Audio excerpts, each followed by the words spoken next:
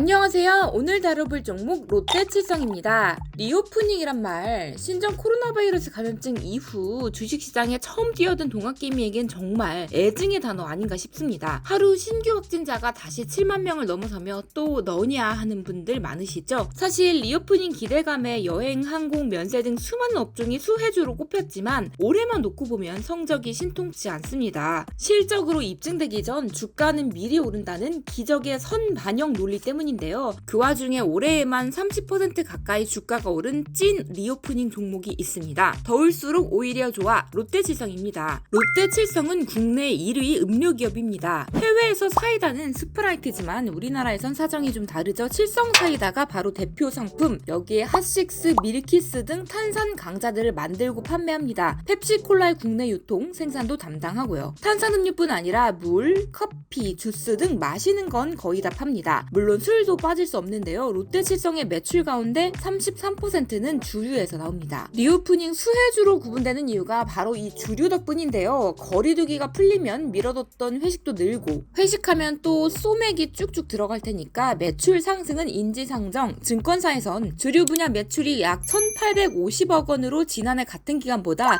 12에서 15% 정도 늘고, 영업이익도 약 80억 원으로 3에서 5% 증가하며 흑자 전환할 거란 예상이 많습니다. 여기에 8월에 처음처럼 이후 16년 만에 소주 신작도 대기 중이라 모멘텀도 있습니다. 실제로 지난 4월에 새로 선보인 별빛 청하가 50일 만에 150만 명이 팔렸을 땐 주가도 좋았습니다. 경쟁업체는 맥주값을 올렸지만 롯데칠성은 아직 가격을 올리지 않았다는 부분도 주가엔 긍정적입니다. 맥주 점유율이 밀리는 롯데칠성이 저가 정책으로 2분기 점유율 확장에 성공하거나 그렇지 못해도 추후 인상으로 영업이익을 끌어올릴 수 있으니까요. 주류 얘기를 길게 했는데 사실 주류는 롯데칠성의 부캐인데요. 본캐는 역시 음료입니다. 더울수록 오히려 좋은 이유가 바로 본캐에 도움이 되기 때문입니다. 더우면 목마르고 여기에 야외 마스크 족쇄도 풀렸으니 음료수 잘 팔릴 거는 쉽게 예상할 수 있는 거죠. 음료 부문 매출은 약 5,100억 원으로 지난해보다 11% 정도 오를 전망입니다. 특히 대세 상승을 이끄는 건 제로탄산 시장인데요. 요새 야식으로 배달 음식 먹더라도 칼로리 관리는 해야 되니까 탄산은 제로, 마시는 건 국룰이죠. 제로 칼로리 탄산 시장 규모는 지난 2018년부터 2년 만에 14% 늘었고 지난해에는 50% 넘게 성장했을 것으로 추정됩니다. 전체 음료 시장이 2018년에서 2020년 사이에 겨우 1% 성장한 것과 비교하면 어마무시한 성장세인 셈이죠. 바로 이 제로 탄산 시장에서 롯데칠성이 강세를 보이며 매출이 크게 뛰었는데요. 지난 1분기 제로 탄산 시장 점유율 50%를 달성한 펩시 제로 라임과 탐스 제로, 핫식스 더킹 제로 등 이런 신작 전략이 잘 먹혔다고 합니다. 곧 제로 밀키스도 나올 예정이고요. 실적 호조에 주가도 당연히 반응했습니다. 올해에만 32% 주가가 올랐는데 이 같은 기간 코스피가 20% 넘게 하락한 것과 비교하면 실로 은혜로운 수치입니다. 자, 그런데 핑크빛 전망만 있을 테니 묻고 W가 라고 하기엔 인생이 너무 쉽겠죠. 최근 3개월 롯데칠성 주가는 조정을 받았습니다. 우크라이나 러시아 전쟁 등으로 인한 곡물가 급등, 유가 상승으로 인한 포장재와 물류비용 부담이 증가해서인데요. 알루미늄 캔이나 페트병 값이 오르면 실적에 좋을 리가 없겠습니다. 또 소주 신작 출시가 독이 될 수도 있습니다. 흔히 새 상품을 내놓으면 광고도 해야 하고 음식점마다 돌아다니면서 한 잔 드셔보세요 하면서 인형탈도 쓰고 행사도 하는데 이게 공짜가 아니니까요. 단발성 판촉 비용만 왕창 쓰고 흥행에 실패하면 주가 발목 잡히는 건 당연지사. 다시 확산하는 코로나19도 지켜봐야 합니다. 이 종목에 대한 더 자세한 얘기는 엔치랩 뉴스레터를 통해 만나보실 수 있습니다.